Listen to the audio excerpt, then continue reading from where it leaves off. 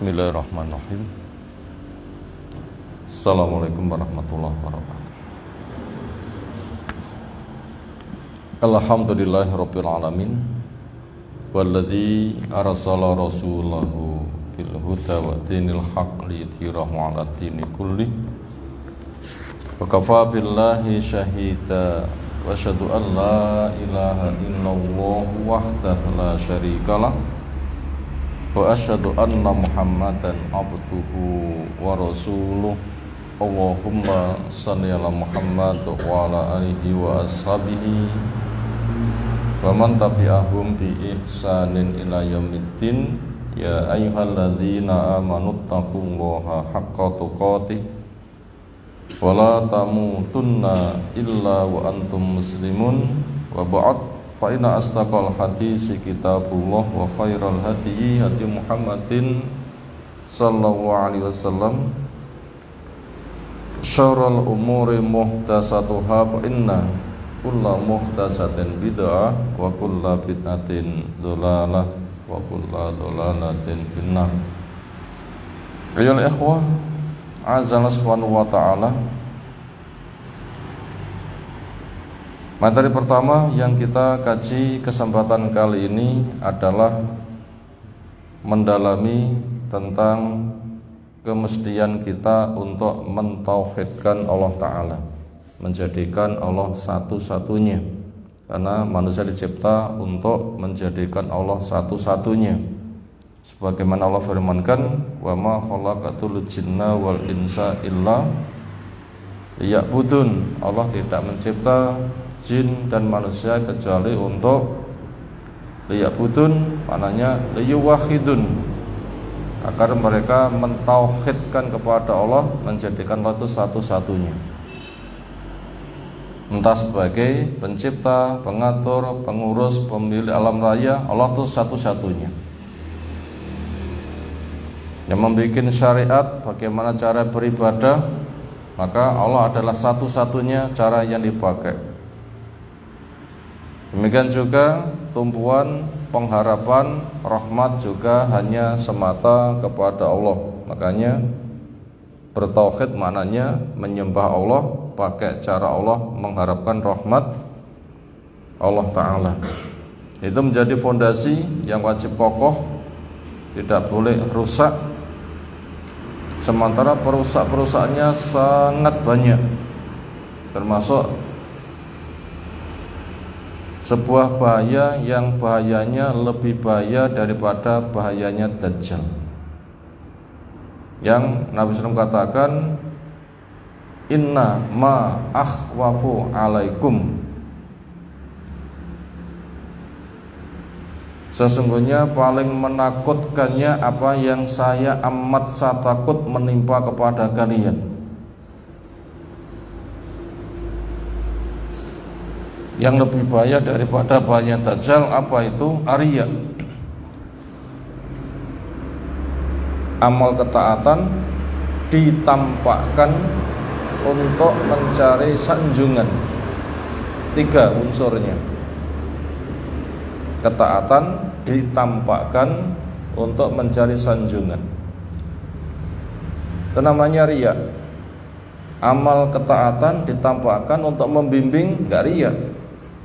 Karena pesan Nabi SAW, shollu kama ra'aitumuni usolli, sholatlah kalian sebagaimana kalian melihat saya sholat. Ditampakkan amal soleh untuk membimbing, itu bukan riya. Kalau riya, amal soleh ditampakkan untuk mencari sanjungan, itu sudah batal amal tersebut. Makanya akidah kita wajib kita perkokoh, sehingga tumpuan kita hanya semata kepada Allah. Kita nanti akan taat kepada apa yang Allah perintahkan, sehingga menerima kehadiran Rasul. Bentuk takzimnya makhluk kepada Allah dengan menerima Rasul. Kenapa? Rasul telah diperintahkan untuk menjelaskan, penjelasannya diikuti. Juga bentuk takzimnya seseorang kepada Allah selain mengikuti Rasul, tidak bisa dilepas dari praktek sebagaimana para sahabat. Karena orang yang pertama belajar di depan Rasul SAW, praktek, mengikuti contoh langsung dan dinyatakan benar, tidak ada itu semua kecuali para sahabat. Itu masuk pada wilayah akidah dan dampaknya yang itu wajib kokoh. Makanya apabila sudah firman Allah, kita mendengar, kita taat. Pesan Nabi SAW, mendengar dan taat.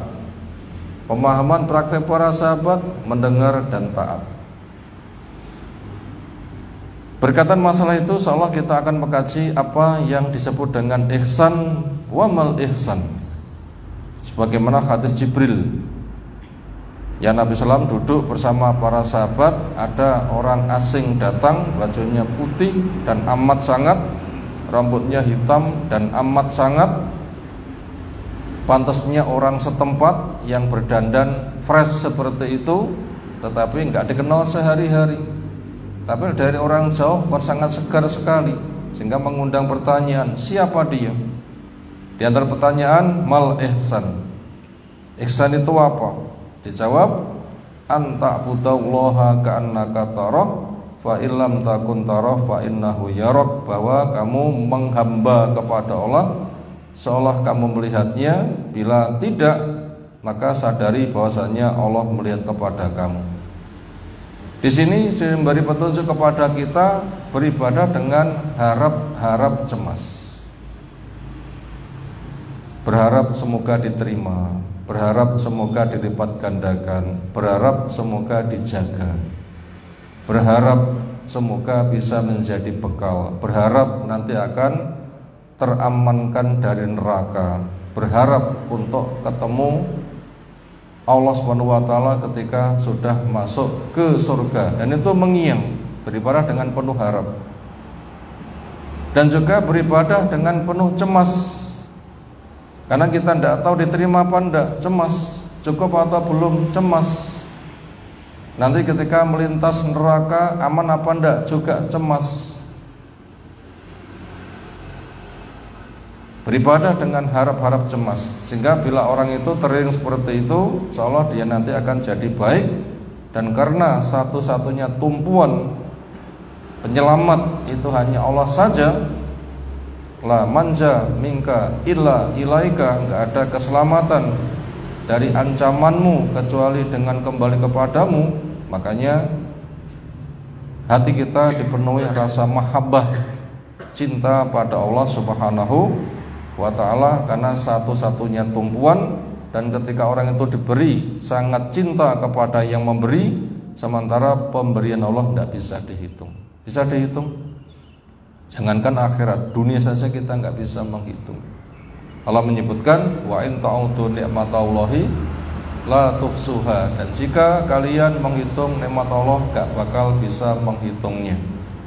Kesehatan, udara, jantung kita, ginjal kita, mata kita, telinga kita, kelezatan ketika makan minum, kita tidak bisa menghitung. Padahal itu masih perkara yang kecil. Satu rahmat dibagi makhluk total.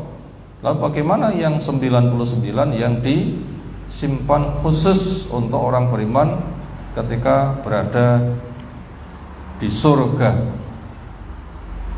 Maka beribadah hati penuh rasa cinta pada Allah Ta'ala. Dalilnya nukilan dari surah An-Nahl yang ke-128. Innallaha ma'alladzina taqaw walladzina hum muhsinun. Sesungguhnya Allah menyertai kepada orang-orang yang bertakwa dan kepada orang-orang di mana mereka adalah orang-orang yang berbuat ihsan. Lafaz inna ini penguat, sehingga ketika mendapatkan berita ada penguat, percaya.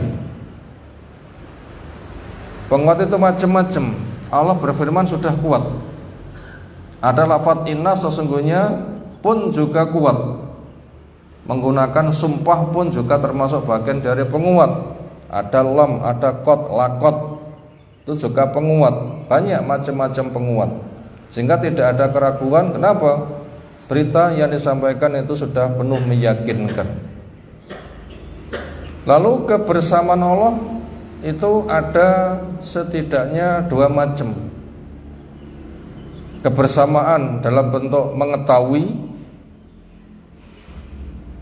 dan juga ada kebersamaan khusus dengan merahmati. Kebersamaan Allah dalam bentuk mengetahui nanti bisa menuntut hukum keadilan, termasuk kepada orang-orang kafir. Allah juga menyertai.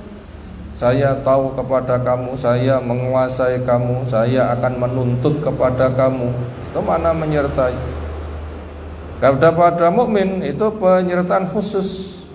Saya melihat kamu, mendengar kamu, memberikan bimbingan kepada kamu, mengabulkan doa-doamu, merahmati kamu, mengampuni dosa-dosamu, dan berbagai macam hal yang semisal. Itu namanya kebersamaan yang bersifat khusus untuk kebahagiaan sang hamba. Siapa yang mendapatkan kebersamaan Allah secara khusus? Jawabnya, orang-orang takwa dan orang-orang ketika mewujudkan ketakwaannya mereka berbuat ihsan. Takwa maknanya menjaga diri jangan sampai terkena murka dan siksa Allah. Berarti paham iman pada hari akhir, akan dibangkitkan, akan dihisab, akan dikumpulkan di padang mahsyar, akan diwajibkan melintas di atas neraka, dan supaya bertamu masuk ke dalam surga, maka dia berusaha untuk menjaga diri jangan sampai kecebur neraka, mendapatkan siksanya. Makanya dia mencari ilmu syar'i, apa jalan penyelamatan. Ketika sudah tahu jalan mengantarkan ke surga, ia kerjakan penuh harap. Jalan yang mengantarkan ke neraka, dia mandek penuh waspada. Dan semata ketika dia menghamba penuh rasa cinta pada Allah Ta'ala. Itu namanya takwa. Melaksanakan perintah Allah dengan cara Allah dan mengharapkan rahmat Allah. Menjaga diri jangan sampai terkena murkanya, maka menjauhi perkara dosa dengan cara Allah dan berharap untuk dijauhkan dari murkanya. Itu namanya takwa. Kita akan mendapatkan penyertaan Allah bersifat khusus, bukan sebatas diketahui, dilihat, didengar, tapi juga akan dirahmati, dicintai, diampuni, dimasukkan pada surganya, dijaga aman dari nerakanya, dijadikan pewaris.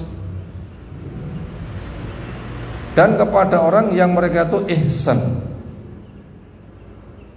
Mana bahasa ihsan adalah dzul isaah, lawan kata dari berbuat buruk. Berarti berbuat baik lawan kata dari berbuat buruk. Kemudian Allah menjadikan ihsan itu merupakan perintah yang bersifat menyeluruh. Ihsan kepada diri sendiri, ihsan kepada keluarga, ihsan kepada lingkungan termasuk binatang, termasuk ihsan juga kepada orang-orang kafir. Ihsan yang bersifat diri sendiri, ya berusaha menyelamatkan diri dari api neraka. Ihsan kepada keluarga, ya berusaha menyelamatkan keluarganya dari api neraka. Karena diperintahkan ku anfusakum wa ahlikum naro, jaga dirimu, jaga keluargamu dari api neraka. Termasuk ihsan kepada lingkungan. Dicontohkan ketika menyembelih, tajamkan pisau sehingga binatang yang disembelih tidak berlama menderita sakit. Ketika menyembelih, bagaimana sekali gerak langsung tuntas dalam hitungan detik, sehingga binatang itu tidak berkepanjangan. Itu termasuk perintah untuk ihsan, ditajamkan pisau. Sampai-sampai kepada orang kafir, toh walaupun mereka berada di medan peperangan, bentuk ihsannya bagaimana? Kalau memang mereka jatahnya harus dibunuh, ya membunuh dengan cara yang cepat, bukan disakiti, dimutilasi.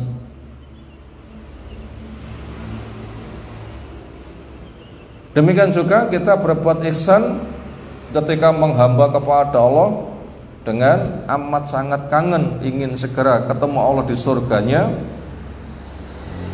dan juga berusaha keras agar bisa selamat dari nerakanya. Makanya kepada orang yang ihsan seperti itu Allah akan membersamai dengan kebersamaan bersifat khusus. Kita ulang kembali, apa tadi bentuk kebersamaan khusus Allah kepada orang yang takwa, kepada orang yang ihsan? Satu, bukan sebatas mendengar. Dua, bukan sebatas melihat. Tiga, bukan sebatas mengetahui, tapi juga memberikan arahan bimbingan, pengabulan doa, mengampuni, merahmati, menjaga aman dari neraka, memasukkan ke dalam surga, menjadikan pewarisnya. Itu namanya kebersamaan Allah yang bersifat khusus. Maka dengan demikian ihsan itu merupakan intisari kesempurnaan orang beragama. Apa ihsan? Intisari kesempurnaan orang menghamba kepada Allah Ta'ala. Karena dengan iman betul akidah tauhidnya, dengan Islam betul amalan fisiknya, dengan ihsan akan mendapatkan kesempurnaan. Ini materi akidah yang kita sampaikan kesempatan kali ini. Berikutnya kita akan melanjutkan membaca kitab Fikih Al-Wajiz. Kelanjutan masih tema sholat, buku karya tulis Syekh Abdul Azim Badawi. Semoga Allah menjaga kita semuanya. Spesial membahas tentang masalah sholat berjamaah, hukum wajibnya telah kita pelajari. Dilengkapi tentang adab-adab ketika orang datang ke masjid. Maka supaya sudah siap wudhu di rumah, baju berpenampilan sempurna di rumah, selama berangkat sampai pulang itu dianggap sholat, maka supaya berpenampilan dampak dari sholat. Ketika terlambat tidak boleh lari tergesa-gesa. Makanya supaya tenang, maka siapkan sebaik mungkin sebelumnya, karena orang itu bila punya kebutuhan dia akan menyiapkannya. Termasuk ada berikutnya adalah supaya keluarnya menuju ke masjid terjaga. Maka kita akan membaca ma yaqul idza kharaja min baitih, apa yang seseorang katakan ketika keluar dari rumahnya.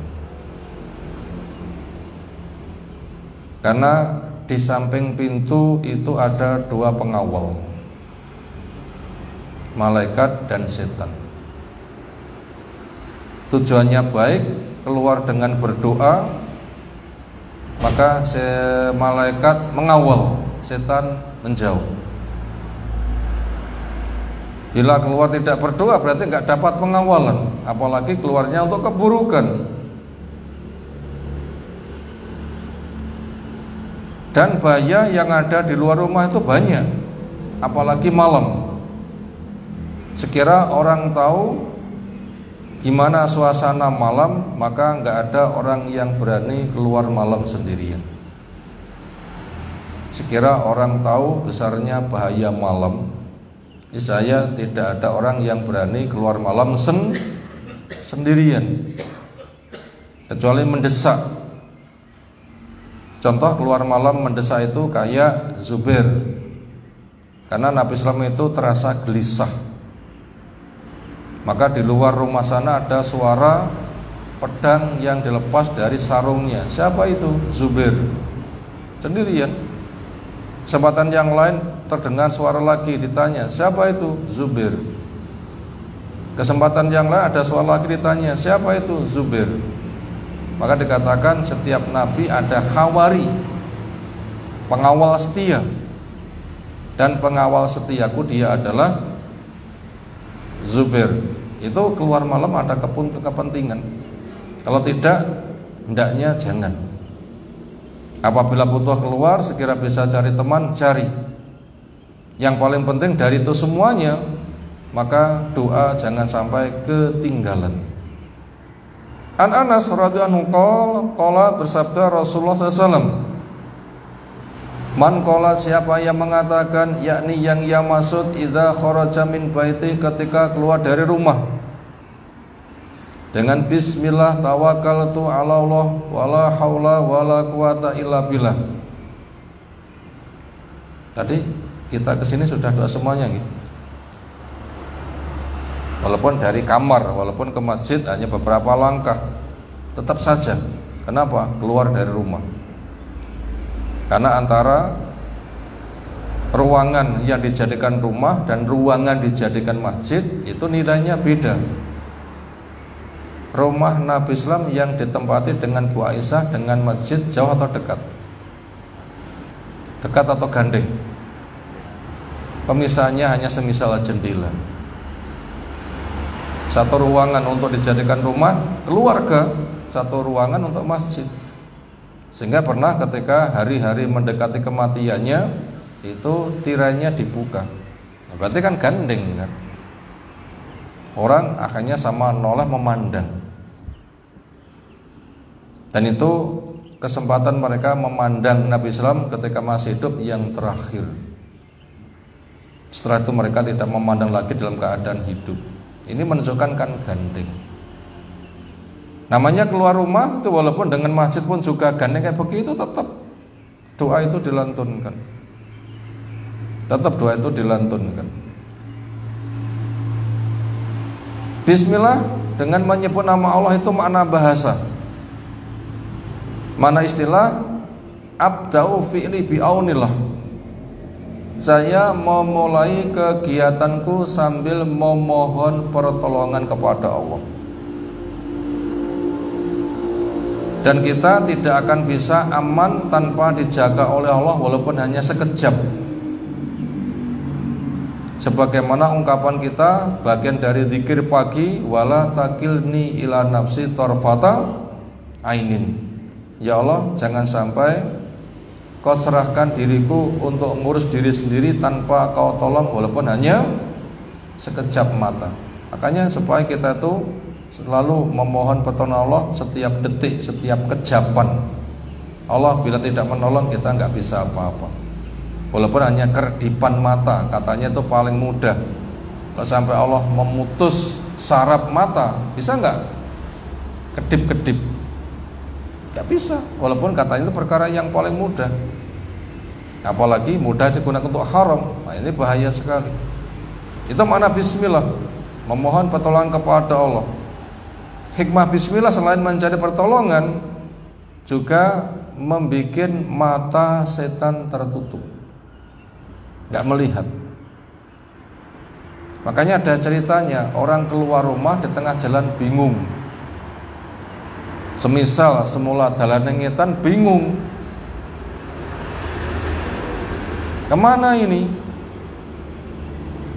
Ketika dia belok, padahal belum waktunya belok, perasaannya lurus, bingung, ternyata malah nabrak dan celaka, katanya ditampar orang. Itu perasaannya, kan bisa jadi kan, ada bahaya-bahaya seperti itu. Makanya ketika Nabi Musa alaihissalam lari, itu berdoa, Allahumma hdina sawa as-sabil. Ya Allah, tuntunlah saya kepada jalan lurus yang bisa mengantarkan kepada tujuan selamat. Belok ya belok, lurus ya lurus. Bila masih lurus belok, nanti bisa terjadi kecelakaan. Makanya kita butuh seperti itu. Berarti ada doa, bimbinglah saya kepada jalan yang lurus, bisa sampai kepada tujuan. Kan bisa jadi setan untuk berusaha untuk memalingkan. Kan juga ada sihir mata, jelek tampak baik, baik tampak jelek, kan termasuk sihir mata. Termasuk kayak tukang sihirnya Fir'aun, itu kan sihir mata. Tampar-tampar dihayalkan tampak ular, dan itu kan tampar-tampar saja. Kan juga ada sihir mata. Makanya siapa yang keluar rumah ada pengawalan supaya kita terkawal yang baik, maka ketika keluar doalah dengan doa ini. Bismillah. Tawakaltu ala Allah, saya bertawakal kepada Allah, bersandar kepada Allah, bertumpu kepada Allah. Allah yang mencipta, Allah yang menetapkan hukum, Allah yang membuat sebab-sebab. Maka saya terima takdir Allah, saya terima hukum Allah, saya tempuh sebab-sebab yang Allah tetapkan sambil meminta tolong kepada Allah. Itu tawakal. Dan siapa yang tawakal kepada Allah, jaminannya fahuwa hasbuh, Allah memberikan kecukupan. Wa may yatawakkal Allah fahuwa hasbuh, diberikan kecukupan, dijamin nanti. Wala haula wala quwata illa billah, tidak ada kekuatan untuk melaksanakan ketaatan, tidak ada daya untuk meninggalkan kemaksiatan, kecuali semuanya berdasarkan pertolongan Allah Subhanahu wa taala. Apa fadilahnya ketika kita berdoa dengan kalimat di atas? Bismillah, tawakkaltu ala Allah, wala haula wala quwata illa billah. Yuqalu lahu, diberikan jaminan untuk dia, hutita, kamu dibimbing, kufita, kamu dicukupi, wukita, kamu dijaga, watanaha anhu syaiton, dan setan nyingkir dari kamu. Lebih-lebih perempuan ketika keluar, ini lebih penting untuk berdoa dengan ini. Walaupun itu dekat, walaupun bukan safar, walaupun itu boleh, doa ini jangan sampai ditinggalkan. Kenapa? Ketika perempuan keluar, setan juru rias merias, disihir mata orang yang memandang, tergambar di benak mata yang memandang serba indah. Setan merias seperti itu. Makanya supaya perempuan nggak jadi korban setan dirias, yang resikonya yang memandang nanti bisa terkena fitnah, maka juga supaya berdoa semoga setan tidak ada kemampuan. Itu penting sekali. Ada kisahnya, perempuan anak sekolah, rumah dengan sekolahnya dekat. Ketika pas nggak ada yang mengantar, dia berangkat sendirian. Alhamdulillah dia berdoa. Ketika di jalan dia diserobot, apa diserobot ya? Gondoluwong. Mobil lewat mandek, langsung dimasukkan, letakkan di bagian belakang di bagasinya untuk dibawa pergi. Mereka ingin berniat jahat. Ternyata waktunya dibuka nggak bisa dibuka.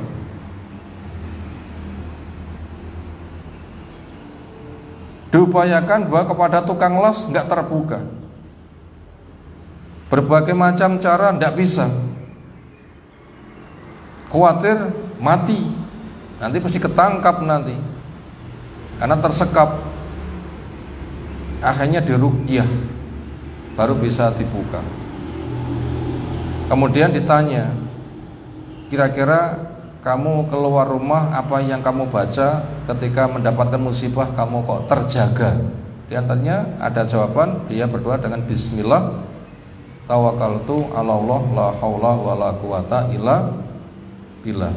Kamu dibimbing, kamu dicukupi, wa mukita, kamu dijaga, wa tanaha anhu syaiton, dan setan nyingkir darinya.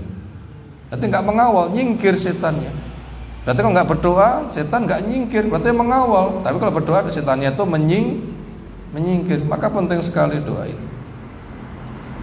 Penting sekali doa seperti ini. Dan beberapa kisah di masyarakat banyak. Bisa jadi mereka nggak berdoa, pulang nggak tahu jalan rumah. Belum waktunya belok, celakaan. Ada juga ditipu, kesihir, semua benda yang ia bawa dititipkan. Setelah itu orangnya raib. Tadi kok saya berikan, mana sekarang orangnya? Tadi kok manut, begitu sadar, iya jadi sudah tidak ada, hilang benda-bendanya. Itu ada yang seperti itu. Makanya termasuk zikir pagi, zikir sore kita jangan sampai ketinggalan. Walaupun orang itu di rumah bilang nggak punya zikir pagi, zikir sore, ada tamu yang mensihir nanti bisa habis-habisan. Makanya termasuk keluar rumah, masuk rumah dengan bismillah, sehingga nanti Allah akan menjaganya. Dan kita butuh penjagaan yang seperti itu. Makanya ketika keluar rumah jangan lupa berdoa, termasuk doa di atas yang sangat ringkas. Bismillah tawakkaltu ala Allah la haula wala quwata illa billah. Berikutnya doa yang lain yang juga supaya kita siapkan ketika kita keluar rumah. Wa Ibnu Abbas radhiyallahu anhuma annahu raqata inda Rasulillah. Dia tidur bermalam di rumah Rasul sallallahu alaihi wasallam.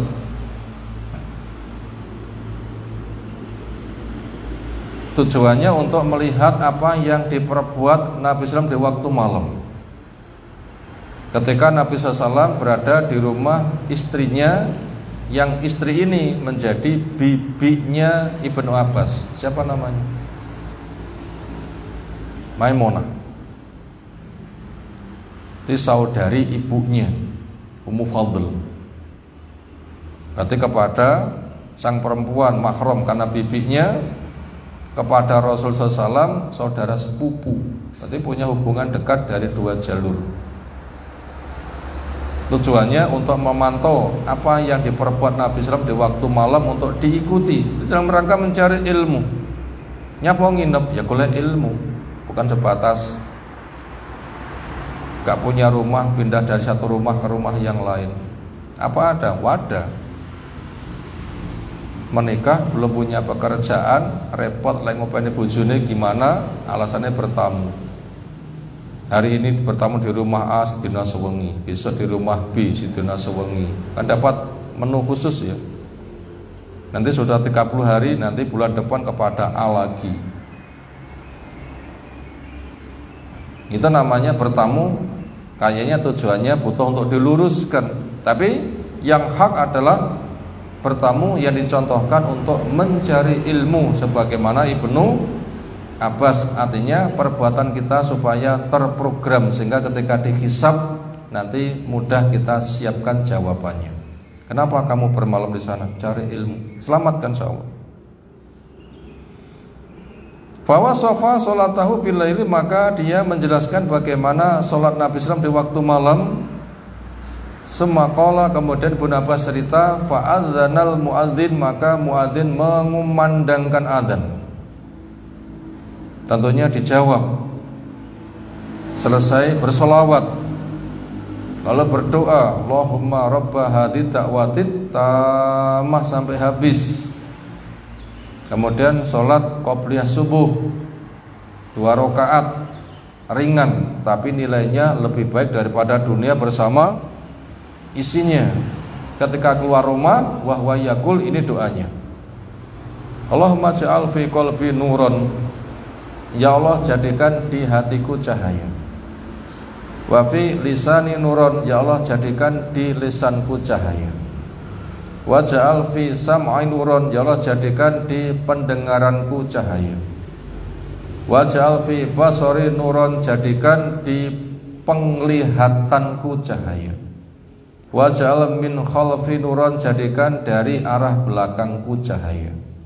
Wa min amami nuron, jadikan dari arah depanku cahaya. Wa ja'al min fawqi nuron, jadikan dari arah atasku cahaya. Wa min tahti nuron, jadikan dari arah bawahku cahaya. O ma'atini nuron, ya Allah tambahkan untukku cahaya. Oh, pun dongan iki napa dereng? Sudah, alhamdulillah. Belum, baru dengar, hafalkan. Nggak ada bukunya, cari. Makan sama ilmu tasih penting pundi. Ya, penting ilmu. Gak makan mati, gak punya ilmu masuk neraka. Rada duit itu saja manjing tenanan, poneng ngingoni anak bojo. Ilmu kan lebih penting lagi. Makanya jangan sampai punya alasan nyapa rada buku. Wong yang nilai pentingnya di bawahnya dikejar, yang lebih penting kok nggak dikejar, gimana?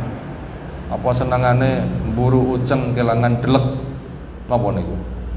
Nguyak sing gak sepiro ninggalne sing lebih besar. Nah, kan kurang sukses kan kalau begitu. Makanya miliki buku yang ada, terutama doa-doa berkaitan dengan doa. Itu penting, hafalkan. Jadi di situ minta pada Allah Ta'ala potensi tubuh kita yang di sana akan dihisab, minta kepada Allah supaya diberi cahaya. Diawali dengan hatinya, lesannya, pendengarannya, penglihatannya, arah belakang, arah depan, atas, bawah, supaya semuanya penuh dengan cahaya dan bertambah-tambah. Lalu apa makna dari ya Allah jadikan di hatiku cahaya? Ini termasuk cahaya yang memiliki arti maknawi. Walaupun kata cahaya itu ada yang zahir, yang memang bercahaya seperti ini. Allah adalah nurus samawati wal ardh. Surga jadi bercahaya karena Allah yang memiliki sifat bercahaya. Ilmu pun juga termasuk cahaya. Ketaatan pun juga termasuk dari cahaya. Terang benderangnya matahari bulan termasuk cahaya. Lampu-lampu bisa bercahaya, Allah yang membikinnya. Maka cahaya yang ada pada hadis ini termasuk yang memiliki arti maknawi. Di hatiku ada cahaya, bukan cahaya lampu. Di mataku ada cahaya, bukan seperti kucing di malam hari kena lampu. Itu yang makna zahir. Tetapi yang arti maknawi adalah al-hidayah al-haq. Ya Allah jadikan di hatiku itu ada hidayah, sehingga fungsi hati ketika dia terbimbing dengan hidayah, maka fungsi hati yang punya fungsi sebagai penampung, wadah, sing diadai itu adalah petunjuk. Sehingga panah mata yang dapat hidayah, nyawang sak nyawang yang dilihat itu baik, nanti akan ditampung di hati. Apa yang didengar nanti akan ditampung juga barang-barang yang baik, sehingga ketika hati menampung isinya kebaikan. Sementara hati sebagai penggerak, sehingga ketika bergerak hasil gerakannya adalah perbuatan yang hak, yang benar. Itu makna dari jadikan di hatiku cahaya, seterusnya itu adalah al-hidayah al-haq, secara perbuatan terbimbing, secara hasil kebenaran. Sehingga apabila hati terbimbing ketika berkarya perintahnya kebenaran, sukses. Lisan terbimbing ketika ngomong omongan kebenaran, sukses. Mata telinga mendengar kebaikan, apa yang didengar ditampung al-haq, sukses, dan seterusnya. Itu yang selalu kita minta. Selalu kita minta. Nah, ini penting sekali. Dan doa itu merupakan intisari dari ibadah. Dan semua kegiatan semuanya menjadi lantaran doa. Ya Allah sudah saya kerjakan ini itu, maka beri saya hasil kebaikannya. Intisarinya adalah kembali kepada doa. Nah, termasuk doa keluar rumah di atas butuh untuk kita perhatikan, diwujudkan, sehingga nanti Allah akan membimbing kepada kita di semua kondisi. Demikian yang kita kaji pagi hari ini. Insyaallah yang lain kita kaji menyusul. Semoga Allah berikan ilmu bermanfaat untuk kita semuanya. Subhanakallahumma bihamdika asyhadu an la ilaha illa anta astaghfiruka wa atubu ilaik. Assalamualaikum warahmatullahi wabarakatuh.